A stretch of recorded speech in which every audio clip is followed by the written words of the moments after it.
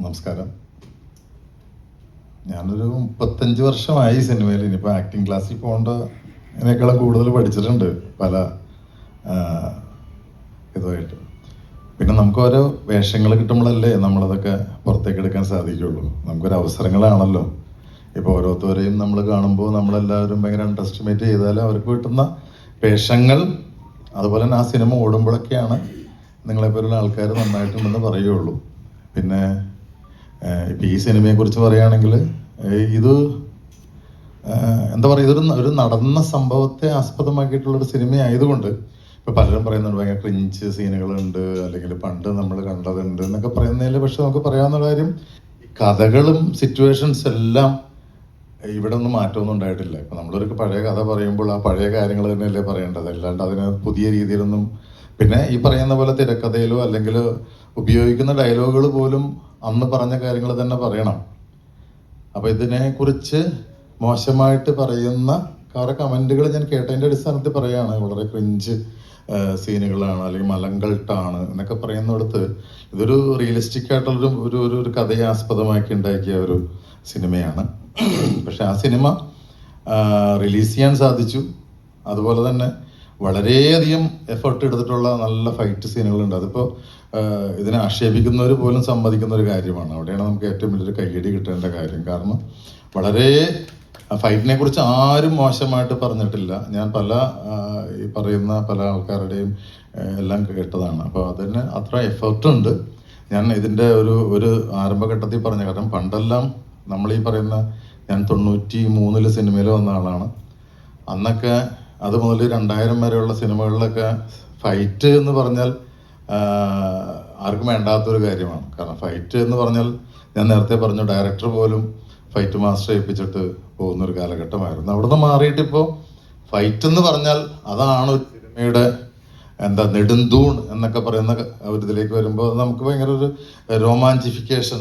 പക്ഷെ അപ്പോൾ നമുക്ക് പ്രായം നമുക്ക് ഒരു അനുകൂല ഘടകമല്ലല്ലോ എന്നൊക്കെ നമ്മളിപ്പോൾ തോന്നി തുടങ്ങിയിരിക്കുന്നു. എങ്കിലും അതിനുള്ള എഫർട്ട്, ഇപ്പം ഞാൻ ഈ അടുത്തിടയ്ക്ക് ചെയ്ത പല സിനിമ, പള്ളിച്ചട്ടമ്പി പോലുള്ള സിനിമകളിലൊക്കെ അവരതിനകത്തുന്ന എഫർട്ടുകൾ 140 ദിവസം ഷൂട്ടിങ്. അപ്പം അതൊക്കെ കാണുമ്പോൾ ദൈവമേ, നമ്മുടെയൊക്കെ ഒരു ചെറിയ സമയത്ത് ഇതിനുള്ളൊരു അവസരം ഉണ്ടായില്ലല്ലോ എന്നൊക്കെ നമ്മൾ പലപ്പോഴും ആലോചിച്ച് പോകും. എന്തായാലും ഈ സിനിമയ്ക്ക് എടുത്തിരിക്കുന്ന എഫർട്ട്, അതിൻ്റെ പ്രൊഡ്യൂസർ, അതിൻ്റെ ഡയറക്ടർ, അത് നമുക്ക് നിസ്സാരവൽക്കരിച്ച് കാണാൻ സാധിക്കുന്ന കാര്യമല്ല. പ്രത്യേകിച്ചും 10-11 ഫൈറ്റുള്ളൊരു സിനിമ, അത് നല്ല രീതിയിൽ പോകുന്നു. 140 തിയേറ്ററിൽ പോകുന്നു, ഇനിയും തിയേറ്ററുകളിൽ അത് ഓടുന്നു എന്നൊക്കെ പറയുന്നത് ഒരാഴ്ച കഴിയുമ്പോൾ വളരെ സന്തോഷമുള്ള ഒരു കാര്യമാണ്.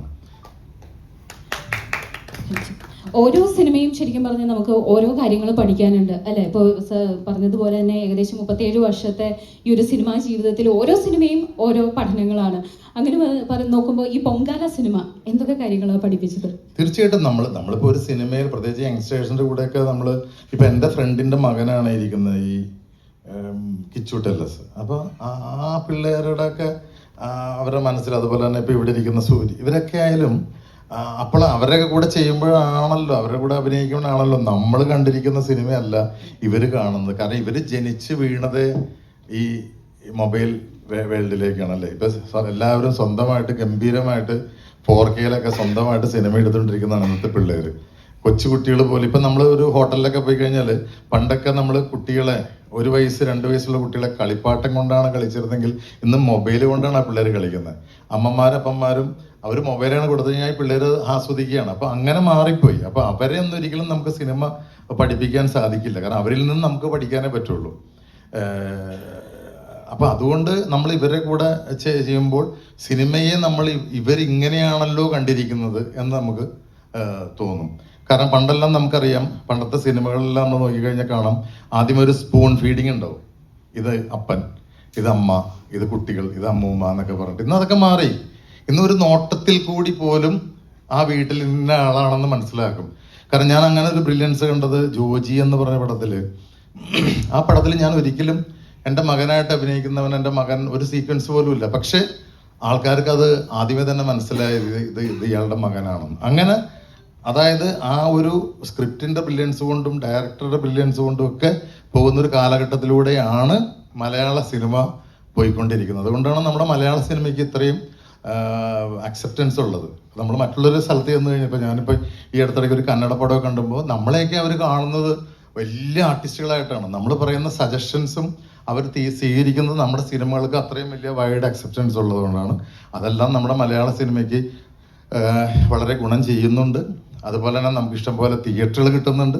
പണ്ടൊക്കെ നമുക്ക് ഈ ഞാൻ പല സമയത്തും പറഞ്ഞു, ഞാനൊക്കെ ചെന്നൈയിൽ ജീവിക്കുന്ന ആളായതുകൊണ്ട് ഞാനൊക്കെ പണ്ട് ചിന്തിച്ചിട്ടുണ്ട്, ദൈവം എന്നാണ് നമ്മുടെ സിനിമകളൊക്കെ ഇതുപോലുള്ള തിയേറ്ററിൽ കളിക്കുന്നത്, ഈ ഉദയം കോംപ്ലക്സിലൊക്കെ. അപ്പോൾ ഇപ്പം അതൊക്കെ മാറി. ഇപ്പം നമ്മുടെ സിനിമകൾ പോലും, ഇപ്പം നമ്മുടെ പൊങ്കാല പോലും അവിടെ നല്ല തിയേറ്ററിൽ കളിക്കുമ്പോൾ നമുക്ക് അതൊരു മലയാളി എന്നുള്ള നിലയ്ക്ക് നമുക്ക് ആത്മാഭിമാനം കൊള്ളാം, അഹങ്കരിക്കാം. Thank you so much. എന്തായാലും ഇനിയും നമുക്ക് വിശേഷങ്ങളൊക്കെ കേൾക്കാം.